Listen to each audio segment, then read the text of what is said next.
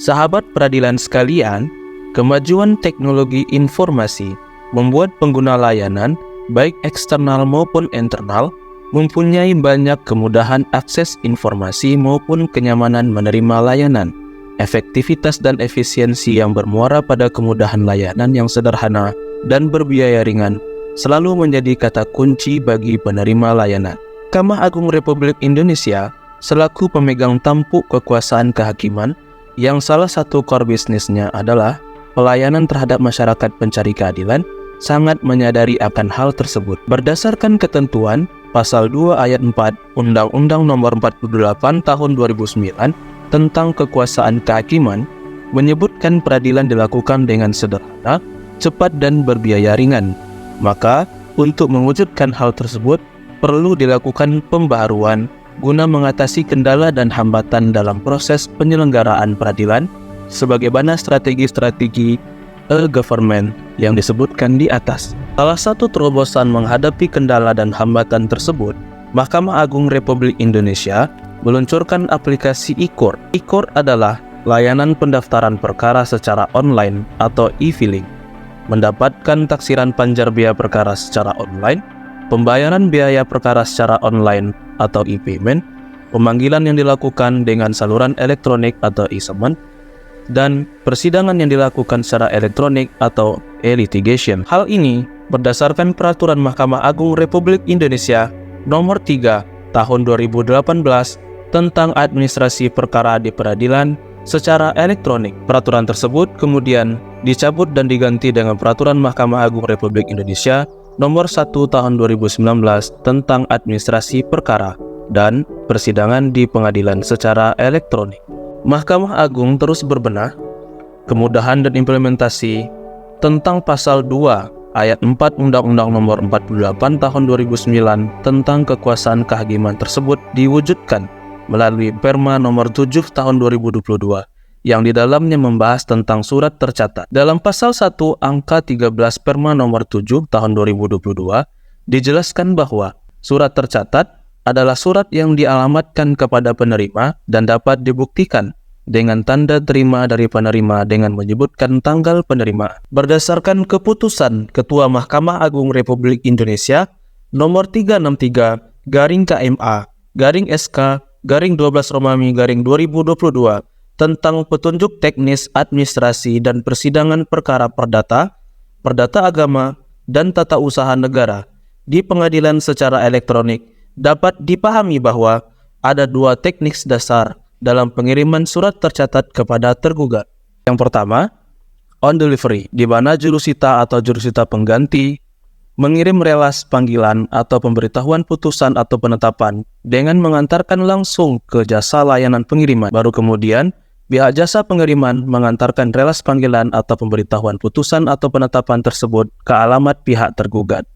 Yang kedua, pick up service, di mana pihak jasa layanan menjemput langsung relas panggilan atau pemberitahuan putusan atau penetapan yang telah dibuat oleh jurusita atau jurusita pengganti ke pengadilan. Kemudian pihak jasa pengiriman mengantarkan relas panggilan atau pemberitahuan putusan atau penetapan tersebut ke alamat pihak tergugat. Namun demikian, panggilan sidang dan pemberitahuan putusan atau penetapan melalui surat tercatat belum optimal dilaksanakan di Pengadilan Agama Payakumbuh. Salah satu kendala yang menjadi persoalan adalah dengan adanya keterbatasan SDM jurusita atau jurusita pengganti yang ada di Pengadilan Agama. Dengan jumlah perkara yang rata-rata 800 perkara, sungguh relatif kurang berimbang dengan jurusita Pengadilan Agama yang ada di Payakumbuh. Salah satu langkah solutif diantaranya adalah dengan menjalin kerjasama dengan pihak PT Pos.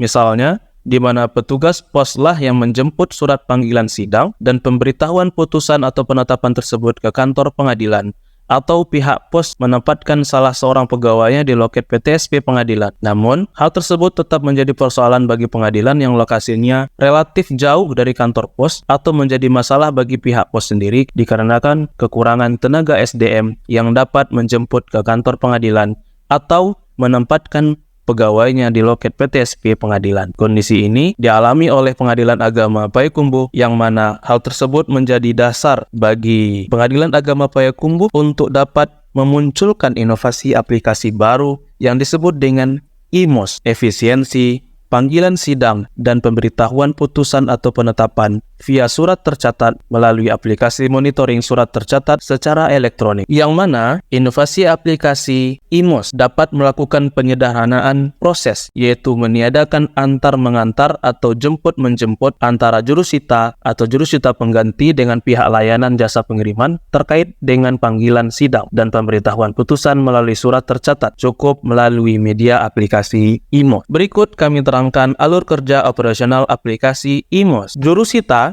atau jurusita pengganti pada pengadilan agama login terlebih dahulu pada aplikasi menggunakan akun yang sudah terdaftar. Setelah login, jurusita atau jurusita pengganti akan menginput data surat relas atau pemberitahuan putusan atau penetapan pada menu input relas. Surat yang sudah diupload oleh jurusita akan masuk ke notifikasi pada pos. Pos yang sudah login akan menampilkan notifikasi surat yang harus dicetak dan diantarkan ke pihak termohon atau tergugat. Setelah pos melakukan pengiriman, pos akan menginput data hasil bukti dari pengantaran tersebut ke dalam aplikasi agar jurusita dapat mengetahui apakah surat sudah diantarkan kepada pihak. Pada akhirnya, jurusita mencetak bukti pengantaran relas tersebut dan menyerahkannya kepada panitera pengganti. Berikut tutorial alur kerja IMOS. Yang pertama, jurusita atau jurusita pengganti mendapat instrumen panggilan atau pemberitahuan putusan atau penetapan untuk tergugat atau termohon dari panitera pengganti. Yang kedua, jurusita atau jurusita pengganti membuat relas panggilan atau pemberitahuan putusan atau penetapan dan menandatanganinya. Yang ketiga, jurusita atau jurusita pengganti melakukan scanning relas panggilan atau pemberitahuan putusan atau penetapan yang sudah ditandatanganinya tersebut. Kemudian, jurusita atau jurusita pengganti menginput nomor perkara dan upload hasil scanning relas pemberitahuan putusan atau penetapan pada aplikasi IMOS.